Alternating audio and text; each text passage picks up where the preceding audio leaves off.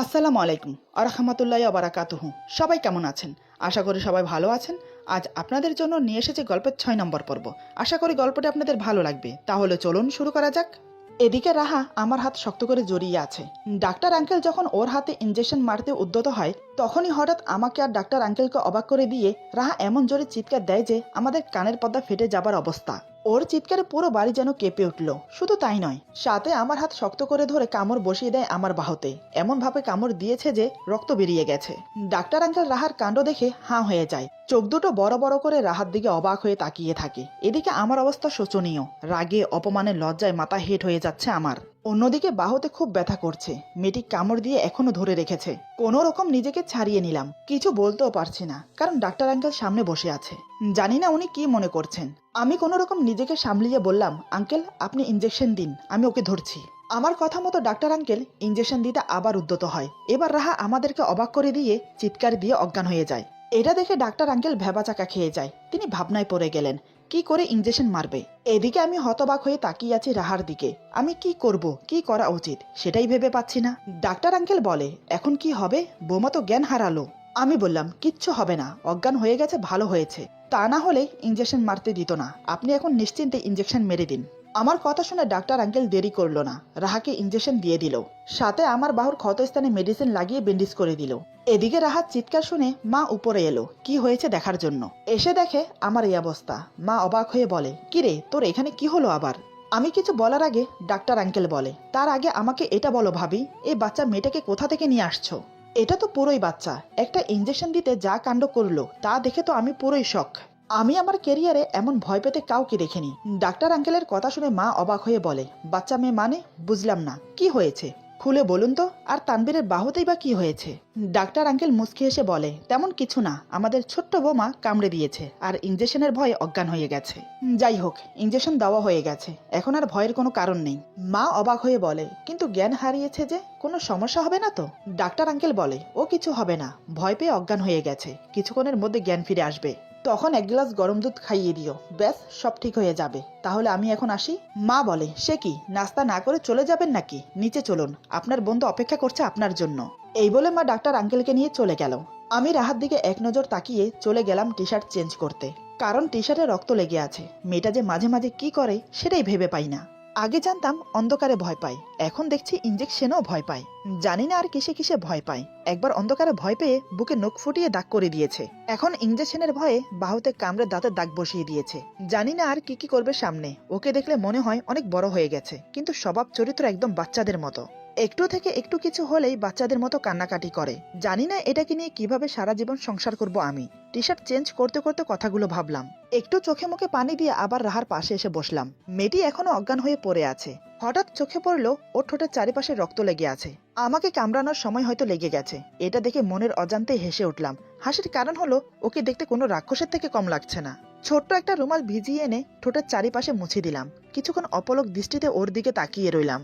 কেন জানি না মাঝে মাঝে ওর দিকে তাকিয়ে মায়ায় পড়ে যাই। কেমন একটা টান ঘিরে ধরে আমাকে, একটা ঘোরের মধ্যে চলে যাই। আবার যখন স্বাভাবিকে ফিরে আসি তখন ওকে মেনে নিতে দ্বিধাবোধ হয়। কেন এমন হয় সেটা নিজেও জানি না। আমি জানি আমার প্রতি অনেক অভিমান জমিয়ে রেখেছে ওর মনে, কারণ আমি ওকে মেনে নেইনি, তাই অজান্তায় আমি ওর মাথায় হাত বুলিয়ে দিচ্ছি। এভাবে প্রায় অনেকক্ষণ কেটে গেল। রাহা অজ্ঞান হয়ে পড়েছিল। সন্ধ্যার দিকে ওর জ্ঞান ফিরল। এতক্ষণ জ্ঞান না ফেরাতে মা, বাবা, আমি তিনজনে খুব টেনশনে ছিলাম। দাদু তো কয়েকবার এসে দেখে গেল। ওর জ্ঞান ফেরাতে আমরা যেন একটা স্বস্তির নিঃশ্বাস ফেললাম। মা রাহার জন্য এক গ্লাস গরম দুধ নিয়ে এলো। মায়ের হাতে দুধের গ্লাস দেখে আবার শুরু হয়ে গেল রাহা। সে বলে, আমি দুধ খাবো না। আমি চোখ রাঙিয়ে বললাম, কোনো কথা না বলে চুপচাপ খেয়ে নাও দুধ। তাতেই কাজ হলো, চুপচাপ দুধ খেয়ে নিল। রাহা এখনো আমার বাহুর ব্যান্ডেজ দেখেনি, এমনকি ওর মনেও নেই সে যে আমাকে কামড়ে দিয়েছে। সবাই কিছুক্ষণ ওর পাশে বসে একে একে বেরিয়ে গেল। সামান্য একটা তারকাটা ফুটেছে পায়ে, সিম্পল একটা ইনজেকশন মারবে যাতে পায়ে কোনো ইনফেকশন না হয়। সামান্য এই ব্যাপার নিয়ে এত বড় কাণ্ড করলো যেন মনে হচ্ছে বড় কোনো দুর্ঘটনা ঘটেছে। বিকেল থেকে এই পর্যন্ত একটা প্যারার মধ্যে গিয়েছি আমি। এতক্ষণ মা, বাবা, দাদুর জন্য কিছু বলতে পারছিলাম না ওকে। এবার যখন সবাই চলে গেল সুযোগ পেয়ে গেলাম। আমি ওর পাশে গিয়ে বসলাম। আমাকে ওর পাশে বসতে দেখে রাহা গুটিসুটি মেরে বসে। আমি বললাম, এবার বলো, তখন ডাক্তার আঙ্কেলের সামনে এমন করলে কেন? এমন জোরে কেউ চিৎকার দেয়? তোমার চিৎকারে কানের পর্দা ফেটে যাওয়ার উপক্রম হয়েছিল। চিৎকার দিয়েছো ভয়ে, এটা না হয় মানলাম, কিন্তু তারপরে কি করেছো মনে আছে? রাহা চুপচাপ মাথা নিচু করে বসে আছে, কোনো কথা বলছে না। আমি বললাম, আবার চিৎকার দিয়ে আমাকে কামড়ে দিয়েছো, কামড়িয়ে একদম রক্ত বের করে ফেলেছো। শুধু তাই নয়, আবার অজ্ঞানও হয়ে গেছো। আচ্ছা, একটা কথা বলো তো, তুমি কি ছোট বাচ্চা? সিম্পল একটা ইনজেকশন নিয়ে এত কাণ্ড করলে। ডাক্তার আঙ্কেল কি মনে করেছে বলো তো? তোমার এসবের কারণে লজ্জায় আমার মাথা হেট হয়ে গিয়েছিল, রাগও উঠেছিল প্রচুর। তখন ইচ্ছে করছিল কষে একটা থাপ্পড় মারি তোমাকে, শুধু ডাক্তার আঙ্কেল ছিল বলে কিছু করতে পারিনি। আমার কথা শুনতে শুনতে রাহার চোখে পানি চলে এলো। সে কান্না করছে। রাহা কান্না জড়িত গলায় বলে, সরি। আমি বললাম, এই তোমার নেকা কান্না বন্ধ করো তো, কিছু বলতে পারি না, অমনি কান্না শুরু করে দাও, যত্ত সব। এই বলে আমি উঠে বারান্দায় চলে গেলাম। এভাবে দেখতে দেখতে রাতের খাবারের সময় হয়ে গেল। রাতে খাওয়া দাওয়া করে এসে শুয়ে পড়লাম। রাহা আমার অপর পাশে শুয়ে আছে, মাঝখানে বালিশ দেওয়া। আমি কোনো কথা না বলে ঘুমানোর চেষ্টা করলাম, কারণ সকালে আমাকে অফিসে যেতে হবে তাই। একসময় ঘুমিয়ে পড়লাম। এদিকে রাহা ঘুমায়নি, সে আমার ঘুমানোর জন্য অপেক্ষা করছে। আমার চোখে ঘুম নেমে আসতেই সে উঠে আসে আমার পাশে। আসলে সে আমার হাতের ক্ষতটা দেখতে চাইছে, টি শার্ট পরে থাকার কারণে দেখতে পারেনি, আর আমিও দেখাইনি। দেখার জন্য আমাকে বলবে, সেটা সে সাহস করে উঠতে পারেনি। তাই সে ভেবে নেয় আমি ঘুমিয়ে গেলে চুপি চুপি দেখবে। প্রথমে সে আমার পাশে বসে আমার মাথায় হাত বুলিয়ে দেয়, আমার দিকে মায়া ভরা দৃষ্টি নিয়ে তাকিয়ে থাকে অনেকক্ষণ ধরে। রুমে লাইট না জ্বললেও ডিম লাইট জ্বলছে, তার আলোতে সে আমাকে মন ভরে দেখছে। তারপরে সে ধীরে ধীরে টি শার্টের হাতা উপরে তুলতেই ক্ষত স্থানে ব্যান্ডেজ দেখতে পায়। এটা দেখে ওর খুব খারাপ লাগে, বারবার না চাইতেও আমাকে আঘাত দিয়ে ফেলে। কেন যে এমন হয় সেটা সে নিজেও জানে না। ক্ষত স্থানে হাত বুলাতে বুলাতে রাহা কান্না করে দেয়। আমি তখন ঘুমে মগ্ন, তাই তার কান্নার শব্দ আমার কানে পৌঁছালেও আমি বুঝতে পারছি না। কিন্তু হঠাৎ করে যখন ওর চোখের পানি আমার ঘাড়ে ও গলায় পড়ে, তখন আমার ঘুম ভেঙে যায়। ঘুম ভাঙতেই রাহাকে আমার ক্ষত স্থানে হাত বুলিয়ে কান্না করতে দেখে কেমন যেন কষ্ট হচ্ছে আমার। খুব খারাপ লাগছে। মেয়েটা তো ইচ্ছে করে করেনি, ভুলবশত হয়ে গেছে। কিন্তু আমি সেটা না বুঝে কতগুলো কথা শোনালাম। এমনটা করা একদম উচিত হয়নি। আমি না চাইতেও ওর মাথায় হাত বুলিয়ে বললাম, এই তুমি কান্না করছো কেন? আমার ঘুম ভেঙে গিয়েছে দেখে এবং আমাকে কথা বলতে দেখে রাহা আতকে উঠে সরে যায়। আসলে ও ভাবতে পারেনি আমি জেগে যাব। এবার আমি উঠে বসলাম, পাশে থাকা ল্যাম্পলাইট জ্বালিয়ে দিলাম। রাহা আমার ভয়ে চোখের পানি মুছে চুপচাপ বসে আছে। বুঝতে পারলাম সে ভয় পাচ্ছে, কিন্তু কেন? আমি তো ভয় পাওয়ার মতো কিছু করিনি বা বলিনি। তাহলে আমি বললাম, রাহা তুমি এত রাতে এখানে কি করছো, আর কান্না করছো কেন? কি হয়েছে? আমার কথা শুনে রাহা বলে, কই কিছু না তো। এই বলে উঠে যেতে চাইলে আমি ওর হাত ধরে আবার বসিয়ে দেই। রাহা চুপচাপ বসে পড়ে মাথা নিচু করে আছে। আমি বললাম, রাহা আমার দিকে তাকাও। রাহা আমার দিকে না তাকিয়ে চুপচাপ মাথা নিচু করে বসে আছে। আমি বললাম, কি হলো, আমার দিকে তাকাও। আমার কথা শুনে সে এবার অশ্রুভেজা নয়ন নিয়ে আমার দিকে তাকালো। আমি ওর চোখে চোখ রেখে বললাম, কি হয়েছে? এত রাতে তুমি এখানে বসে কান্না করছো কেন? আমার ব্যবহারে তুমি কষ্ট পেয়েছো তাই না? আসলে আমার উচিত হয়নি তোমাকে এমন করে কথাগুলো বলার। আমার খারাপ ব্যবহারের জন্য সরি। প্লিজ কান্না বন্ধ করো। আমার কথা শুনে কান্না বন্ধ করার বদলে আরো জোরে কান্না করে দিল। আমার বুকে মাথা ঠেকিয়ে আমার টি শার্ট খামচে ধরে কান্না করছে। এমনিতে ওর কান্না আমার সহ হয় না, তার উপর আমার বুকে মাথা রেখে কান্না করছে। এমনও তো অবস্থায় কি করে নিজেকে ধরে রাখি। আমি ওর মাথাটা বুকের সাথে শক্ত করে ধরে বললাম, এই রাহা, সরি বললাম তো, আমার ভুল হয়েছে, আমাকে ক্ষমা করে দাও। দেখো এভাবে কান্না করো না, তোমার কান্না দেখতে আমার ভালো লাগে না। রাহা আমার বুকে মাথা রেখেই কান্না করতে করতে বলে, আমাকে ক্ষমা করে দিন, আমি ইচ্ছে করে কিচ্ছু করিনি, ভুলবশত হয়ে গেছে। সরি, ক্ষমা করে দিন আমাকে। আমি চাই না আপনাকে আঘাত দিতে বা কোনো প্রকার কষ্ট দিতে, কিন্তু কেন জানি না বারবার এমনটা হয়ে যায়। না চাইতেও বারবার আমি আপনাকে আঘাত দিয়ে ফেলি। আমি আর কখনো এমন করব না, আমাকে ক্ষমা করে দিন। সরি। সরি বলতে বলতে উত্তেজিত হয়ে পড়ে রাহা। ওকে আবার উত্তেজিত হতে দেখে আমি ওর মাথায় হাত বুলিয়ে বললাম, রাহা রিল্যাক্স, শান্ত হয়ে যাও, কিছু হয়নি, আর কিছু হবে না, আমি কিছু মনে করিনি। এভাবে বারবার সরি বলো না, তুমি শান্ত হও, দেখবে সব ঠিক হয়ে যাবে। ওকে বুকে রেখে মাথায় হাত বুলিয়ে সান্ত্বনা দিতে লাগলাম। প্রায় বেশ কিছুক্ষণ পর ওর কান্না বন্ধ হলো। সে এখন আমার বুকে মাথা রেখে টি শার্ট খামচে ধরে চোখ বন্ধ করে আছে। কান্না করার ফলে হেঁচকি আসছে। আরো বেশ কিছুক্ষণ এভাবে থাকার পর আমি বললাম, রাহা ঠিক আছে তো তুমি? রাহা নিজেকে স্বাভাবিক করে আমাকে ছেড়ে দিল। রাহা বলে, সরি, কিছু মনে করবেন না, অজান্তেই আপনাকে জড়িয়ে ধরে ফেলেছি, আর আমি ঠিক আছি। আমার জন্য আপনার ঘুম ভেঙে গেল, তার জন্য সরি, আপনি ঘুমিয়ে পড়ুন। আমি বললাম, কোনো সমস্যা না, রাত অনেক হয়েছে, তুমিও ঘুমিয়ে পড়ো। রাহা কোনো কথা না বলে চুপচাপ গিয়ে শুয়ে পড়লো। আমি কিছুক্ষণ ওর দিকে তাকিয়ে বসে রইলাম, তারপর শুয়ে পড়লাম। নানান কথা ভাবতে ভাবতে ঘুমিয়ে পড়লাম। সকালে আমার আগে রাহা ঘুম থেকে উঠে যায়। প্রতিদিনের মতো আমার জন্য চা নিয়ে এসে আমাকে ডাকে ঘুম থেকে ওঠার জন্য। রাহা বলে, এই যে শুনছেন, সকাল হয়ে গেছে, উঠুন। আমি চোখ খুলতেই রাহা বলে, আসসালামু আলাইকুম, শুভ সকাল, এই নিন আপনার চা, ঠান্ডা হয়ে যাচ্ছে। এই কথাগুলো এখন রাহার প্রতিদিনের রুটিন হয়ে গেছে আমাকে বলার। আমি ঘুম থেকে উঠে দেখি রাহা পরিপাটি হয়ে রেডি হয়ে বসে আছে। আমি বললাম, ওয়ালাইকুম সালাম, শুভ সকাল, কি ব্যাপার, তুমি রেডি হয়ে কোথায় যাচ্ছ? রাহা বলে, ও মা, আপনার মনে নেই, আজ থেকে তো আমার কলেজে যাওয়ার কথা। আমি বললাম, মনে আছে, কিন্তু এই অবস্থাতে কলেজে যাওয়ার কোনো দরকার নেই। পায়ের ক্ষত ভালো হোক, তারপরে যাও। রাহা বলে, এই সামান্য ক্ষতর জন্য কলেজে যাব না? এই কেমন কথা? আমি যেতে পারবো, কোনো সমস্যা হবে না। আমি বললাম, ক্ষত স্থানে ধুলোবালি লাগলে ইনফেকশন হয়ে যাবে, তাই বলছি যেতে হবে না। রাহা বলে, পায়ে তো ব্যান্ডেজ করা, তাই ধুলোবালি লাগার কোনো সম্ভাবনা নেই। আমি বললাম, তুমি বেশি কথা বলো, আমি বলছি তুমি কলেজে যাবে না তো ব্যাস, যাবে না। রাহা বলে, কোথায়, ভাবলাম অনেকদিন পর কলেজে যাব, কলেজের বান্ধবীদের সাথে দেখা হবে, সবাই মিলে গল্প করব, আড্ডা দেব, খুব সুন্দর করে সময়টা কাটবে, কিন্তু এখন কি হলো, সবকিছু উল্টো হয়ে গেল। আমি বললাম, চিন্তা করছো কেন? 2-4 দিন একটু রেস্ট নিলে কি হয়? সময় না কাটলে বই পড়ো, আমার এখানে অনেক বই আছে, যেটা ভালো লাগে পড়তে পারো, সময়ও কাটবে, অনেক কিছু শিখতেও পারবে, যেটা শেখা তোমার খুব প্রয়োজন। আমার কথা শুনে রাহা বিড়বিড় করে বলে, শিখতে শিখতে এত বড় হয়েছি, এখনো নাকি আমার শেখার বাকি আছে? আমি কি ছোট বাচ্চা নাকি যে এখনো আমাকে শিখতে হবে? রাহা কথাগুলো একটু জোরেই বলে, যেটা আমি স্পষ্ট শুনতে পাই। আমি বললাম, মানুষ বড় হয়ে গেলেও অনেক কিছু শেখার থাকে, একটা কথা মনে রাখবে, মানুষের শেখার কোনো অন্ত নেই। এই বলে ফ্রেশ হতে চলে গেলাম। আমার কথা শুনে রাহা অবাক হয়ে আমার চলে যাওয়ার দিকে তাকিয়ে আছে। আমি কি বলে গেলাম সেটা ওর মাথার উপর দিয়ে গেল, কিছুই বুঝতে পারছে না। রাহা মাথা চুলকিয়ে বলে, কি বলে গেল? কোনো কিছুই তো বুঝতে পারলাম না। রাহার ভাবনা শেষ না হতেই আমি ফ্রেশ হয়ে বেরিয়ে এলাম। রাহাকে অমন ভাবে দাঁড়িয়ে থাকতে দেখে আমি বললাম, কি ব্যাপার, তুমি এখনো এভাবে দাঁড়িয়ে আছো কেন? দাঁড়িয়ে দাঁড়িয়ে আনমনা হয়ে কি এমন ভাবছো? তার চেয়ে বরং বসে বসে ভাবো, যদি তোমার মাথাটা খোলে। আমার কথা শুনে রাহা রাগিত দৃষ্টি নিয়ে আমার দিকে তাকালো। সে কটমট রাগ দেখিয়ে আমাকে বলে, আচ্ছা আপনি এমন কেন? আপনি আমাকে স্ত্রীর অধিকার দেন না, অথচ আমার সব ব্যাপারে অধিকার খাটান। যেটা আমি করতে চাই না সেটা আমাকে করতে বাধ্য করেন আপনি। কলেজে যেতে চাইলাম, সেটা তো আপনি বাধা দিলেন। আমাকে পছন্দ করেন না, আমাকে স্ত্রী হিসেবে মানেন না, আমার সাথে ভালো করে কথা বলেন না, তাহলে আমার উপর কিসের অধিকার খাটান? কিসের ভিত্তিতে আমি আপনার কথা মেনে চলবো বলুন তো? আমি বললাম, তুমি আমার কথা মেনে চলতে বাধ্য, কারণ আমি তোমার স্বামী।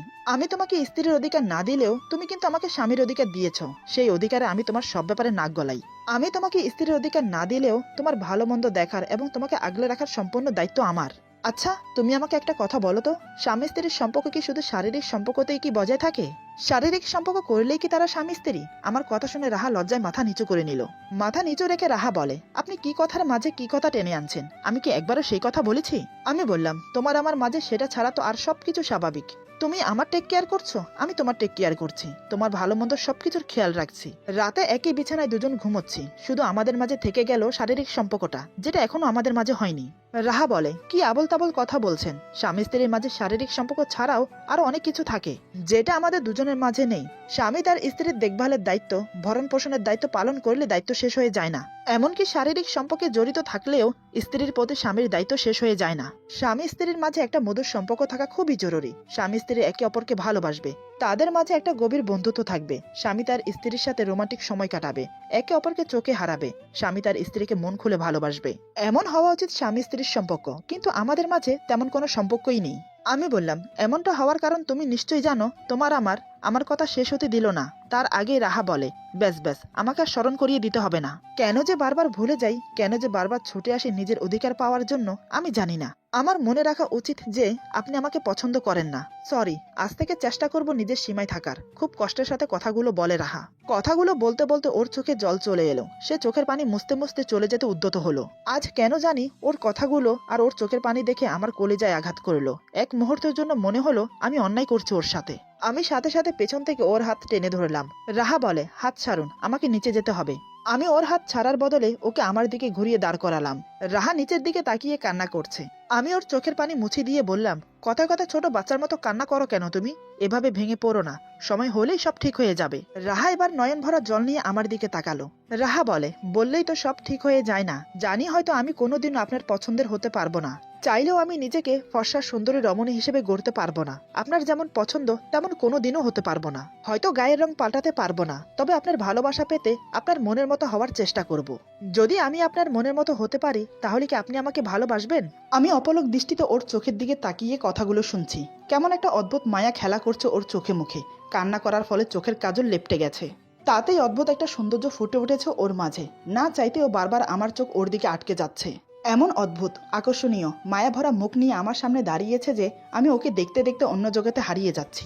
ওর কথাগুলো আজ গোলাপের কাঁটার মতো বিঁধছে আমার হৃদয়ে। কেমন একটা কষ্ট হচ্ছে ওর জন্য আমার। মেয়েটি তো আমার কাছে কিচ্ছু চায় না, শুধু চায় আমি ওকে আপন করে নেই। আমি যেন ওকে মন প্রাণ উজাড় করে ভালোবাসি। কথাগুলো ভেবে আমি ওর চোখে চোখ রেখে বললাম, ধৈর্যের ফল মিঠা হয়, আর চেষ্টা করলেও উপায় হয়। চেষ্টা করো, নিশ্চয়ই তুমি সফল হবে। আর আমি তো আছি তোমার পাশে। এখন চলো নিচে নাস্তা করবে। রাহা বলে, এটা কিন্তু আমার প্রশ্নের উত্তর না। আমি বললাম তো চেষ্টা করো, নিশ্চয়ই তুমি সফল হবে। এখন চলো নিচে, আমার অফিসে লেট হচ্ছে। এই বলে রাহাকে নিয়ে নিচে চলে এলাম। তারপর সবার সাথে বসে একসাথে নাস্তা করলাম। আমার কথাগুলো শোনার পর থেকে রাহা চিন্তায় পড়ে গেল। সে ভাবছে কি করে আমার মন জয় করবে, কি করলে সে আমার মনের মতো হয়ে উঠতে পারবে। রাহা মনে মনে বলে, যে করেই হোক আমাকে ওনার মনের মতো হয়ে উঠতেই হবে। এমনভাবে নিজেকে তৈরি করব যেন উনি নিজে থেকেই আমাকে ভালোবাসার কথা বলে। আমিও দেখি সে আমাকে কিভাবে ভালো না বেসে পারে। এসব ভেবে নাস্তা করে উঠে গেল নিজের রুমে গিয়ে আমার কথা মতো অনেক খুঁজে একটা হাদিসের বই বের করলো। হাদিসের বই বের করে ঘুরিয়ে ফিরিয়ে দেখতে লাগলো। বইটি ছিল তাহাজ্জুদ নামাজ নিয়ে লেখা। তাহাজ্জুদ নামাজের নিয়ম, তাহাজ্জুদ নামাজ পড়লে কি কি উপকারিতা হয় এবং কি কি ফজিলত সে বিষয়ে লেখা আছে।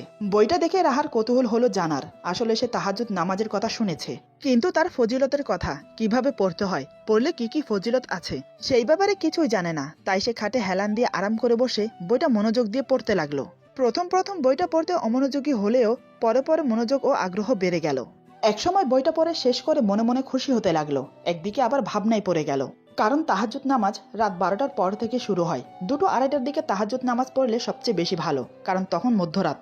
তাহাজ্জুদ নামাজ মধ্যরাতে পড়লেই সবচেয়ে উত্তম। রাহা মনে মনে বলে, এখন কি হবে? আমি তো খুব ঘুমকাতরে, রাত 2-2:30 বাজে উঠবো কি করে? কিন্তু আমাকে যে নামাজটা পড়তেই হবে। এই নামাজ নিয়মিত পড়লে আল্লাহ তাআলা বান্দার মনের বাসনা পূরণ করে। সে মনে মনে ডিসাইড করে নিল, আজ থেকে সে তাহাজ্জুদ নামাজ পড়বে। তার জন্য যদি তাকে রাত জাগতে হয় তাহলেও সে জাগবে। এইভাবে বই পড়ে মায়ের সাথে গল্প করে সারাদিন কাটালো।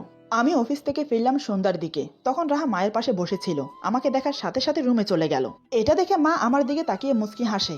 জানি না মা কি মনে করে হাসছে, কিন্তু মায়ের মুখে হাসি দেখে আমার কেমন জানি লজ্জা লাগছিল। রাহা হঠাৎ আমাকে দেখে উপরে চলে গেল কেন, সেটাই বুঝতে পারছি না। আমি মাকে সালাম দিয়ে কিছু না বলে চুপচাপ উপরে চলে গেলাম। রুমে এসে দেখি রাহা খাটে বসে আছে। আমাকে রুমে প্রবেশ করতে দেখে দাঁড়িয়ে আমাকে সালাম দিল। আমি সালামের উত্তর দিতে দিতে হাতের ঘড়ি খুলতে লাগলাম। আমি বললাম, কি ব্যাপার, তুমি হঠাৎ আমাকে দেখে এভাবে উপরে চলে এলে কেন? রাহা বলে, কই কিছু না তো, এমনি চলে এসেছি। আমি আর কিছু জিজ্ঞেস না করে ওয়াশরুমে চলে গেলাম ফ্রেশ হতে। কিছুক্ষণ পর ফ্রেশ হয়ে বেরিয়ে দেখি রাহা ঠিক আগের জায়গায় বসে আছে। আবার আমাকে দেখার সাথে সাথে উঠে দাঁড়ালো। ব্যাপার কি, আজ হঠাৎ এমন করছে কেন? আমাকে দেখার সাথে সাথে বসার থেকে উঠে দাঁড়াচ্ছে, ওর আবার কি হলো? হঠাৎ রাহা বলে, কফি খাবেন? কফির কথা শুনে আমি ভ্রু কুঁচকে ওর দিকে তাকালাম। কফি খাবো কিনা সেটা জিজ্ঞেস করার জন্য এমন করছে, নাকি মনে মনে অন্য কোনো অভিসন্ধি আছে? আমাকে অমন করে তাকিয়ে থাকতে দেখে রাহা বলে, কি হলো, আপনার জন্য কফি বানিয়ে নিয়ে আসবো? আমি বললাম, হ্যাঁ নিয়ে আসো। আমার কথা শুনে সে সোজা চলে গেল কফি আনতে। আজ ওর ব্যবহারে অন্যরকম কিছু ফিল করছি। ওকে দেখে মনে হচ্ছে আমার প্রতি ওর কোনো অভিমানই নেই। কেমন যেন একটা নিজেকে পরিবর্তন করে ফেলেছে। বুঝতে পারছি না কি থেকে কি হচ্ছে। আমি ভাবনায় ডুবে রইলাম রাহাকে নিয়ে। বেশ কিছুক্ষণ পর রাহা এলো 2 কাপ কফি নিয়ে। এসে দেখে আমি বারান্দায় দাঁড়িয়ে বাইরের দিকে তাকিয়ে আছি। রাহা কফি নিয়ে বারান্দায় চলে এলো। আমাকে 1 কাপ দিয়ে অন্য কাপ নিয়ে আমার পাশে দাঁড়ালো। রাহা কফি খেতে খেতে মনে মনে ভাবছে, তাহাজ্জুদ নামাজের কথা ওনাকে বলবো? আবার কি মনে হতেই মনে মনে বলে, না থাক, বললে আবার কি না কি মনে করে। আমি বললাম, কি ব্যাপার, কি এত ভাবছো, কিছু কি বলবে? রাহা বলে, না। আমিও আর কিছু না বলে চুপচাপ কফি খেতে লাগলাম। রাহা আমার পাশে দাঁড়িয়ে দাঁড়িয়ে কফি খাচ্ছে, কিন্তু কিছু বলছে না। একসময় এভাবে রাত হয়ে গেল। রাতের খাবার খেয়ে রুমে এলাম। আমি রুমে এসেছি অনেকক্ষণ হয়ে গেল, কিন্তু রাহা এখনো আসেনি। এতক্ষণ ধরে কি করছে মেয়েটা? নাকি মা বাবার সাথে বসে বসে গল্প করছে, কে জানে। কিন্তু আমার ঘুম পাচ্ছে, তাই আমি আমার মতো করে শুয়ে পড়লাম। একসময় ঘুমিয়ে পড়ি। রাহা কখন রুমে এসেছে বলতে পারি না। আসলে সে আমি ঘুমানোর জন্যই অপেক্ষা করছিল। সে মনে মনে ভেবে নিয়েছে আজ তাহাজ্জুদ নামাজ পড়বে। ঘুমিয়ে গেলে মাঝরাতে কখনোই উঠতে পারবে না, তাই জেগে থাকবে, এই ভেবে রুমে এসেছে দেরি করে। রুমে এসে যখন দেখলো আমি ঘুমিয়ে পড়েছি, তখন সে হাঁপ ছেড়ে বাঁচলো। ঘড়ির দিকে তাকিয়ে দেখলো এখনো অনেক সময়, একা একা বসে সময় কাটবে না, তাই সে একটা বই নিয়ে বসলো। প্রায় আধা ঘন্টা পর্যন্ত বইটা পড়লো, কিন্তু এখন আর পারছে না, কারণ ওর খুব ঘুম পাচ্ছে। তাই সে বইটা বন্ধ করে চোখে মুখে পানি দিয়ে পায়চারি করতে লাগলো। কিছুক্ষণ বই পড়ে কিছুক্ষণ পায়চারি করে সময় কাটালো। এখন রাত 2টো বাজে। এখনই মুখ্যম সময় নামাজটা পড়ার। কাপড় চেঞ্জ করে নামাজের উজু করে এসে জায়নামাজে দাঁড়ালো। খুবই মনোযোগ দিয়ে নামাজ পড়তে শুরু করলো, কিন্তু বেশিক্ষণ টিকতে পারলো না। 2 রাকাত নামাজ পড়ে যখন আত্তাহিয়াতু পড়তে লাগলো, ঠিক তখনই চোখে অবিরাম ঘুম নেমে এলো। ঘুমের জন্য চোখ মেলতেই পারছে না। চোখ বন্ধ করে আত্তাহিয়াতু পড়তে পড়তে হঠাৎ মাথা ঠুকে গেল টি টেবিলের সাথে। তাতেই হলো বিপত্তি। টি টেবিলের সাথে ধাক্কা খাওয়াতে টি টেবিলের উপর থাকা পানি গ্লাসটা পড়ে গেল। সেই শব্দে আমার ঘুম ভেঙে গেল। আমি চট করে উঠে বসলাম কি হয়েছে দেখার জন্য। দেখে রাহা জায়নামাজে বসে ঝিমাচ্ছে। এটা দেখে বেশ অবাক হলাম। মনে জেগে উঠলো নানান প্রশ্ন, কিন্তু এখন কিছু জিজ্ঞেস করা ঠিক হবে না, তাই আমি উঠে গিয়ে ওকে ধরে বিছানায় শুইয়ে দিতে গেলেই সে আমাকে জড়িয়ে ধরে ফেলে। আমিও টাল সামালতে না পারে ওকে নিয়ে বিছানায় শুয়ে পড়ি। রাহা তৎক্ষণাৎ আমার বুকে মুখ গুজে এক হাতে আমার টি শার্ট খামছে ধরে অন্য হাতে আমাকে জড়িয়ে ধরে। আমি আর পারলাম না নিজেকে ধরে রাখতে। এত কাছে ওকে পেয়ে মনকে আর বেঁধে রাখতে পারলাম না। আমি ওকে শক্ত করে জড়িয়ে ধরি বুকের সাথে, মাথায় হাত বুলিয়ে কপালে আলতো করে একটা চুমো এঁকে দিলাম। বন্ধ চোখের পাতায় চুমো খেলাম, ওর নাকে নাক ঘেঁষে দু গালে চুমো খেলাম। অদ্ভুত একটা শিহরণ খেলে গেল পুরো শরীর জুড়ে। ওর গোলাপি ঠোঁটে নিজের ঠোঁট মিশিয়ে দিতেই নিমেষে শরীরের রন্ধ্রে রন্ধ্রে অনুভূতি ছেয়ে গেল আমার। আমি ওর ঠোঁট আবদ্ধ করলাম আমার দু ঠোঁটের মাঝে। আজ আর ওকে নিজে থেকে আলাদা করলাম না, এভাবেই ঘুমিয়ে পড়ি ওকে নিয়ে। পরে কি হয়েছে তা আর বলতে পারবো না। রাহা কি সারা রাত আমার বুকে ছিল নাকি আলাদা হয়ে গেছে তা আমি জানি না। সকালে আমার আগে রাহার ঘুম ভাঙে। শরীরের আড়মোড়া ভেঙে চোখ খুলে সামনের দৃশ্য দেখে রাহার হোঁশ উড়ে যায়। হঠাৎ সে আমার সাথে যা করলো তাতে আমি জ্ঞান শূন্য হয়ে পড়ি। চোখের ঘুম নিমেষে উধাও হয়ে যায়। বুঝতে পারছি না কি হয়েছে, কেন এমন করছে, আর আমিই বা কি করলাম। এরপর যা হলো। আজকের গল্প এখানে সমাপ্ত। গল্পের বাকি অংশ পেয়ে যাবেন আগামী পর্বে। আশা করি গল্পটা আপনাদের ভালো লাগবে। তাহলে বন্ধুদের সাথে বেশি বেশি করে শেয়ার করুন। সবাই ভালো থাকুন। আল্লাহ হাফেজ।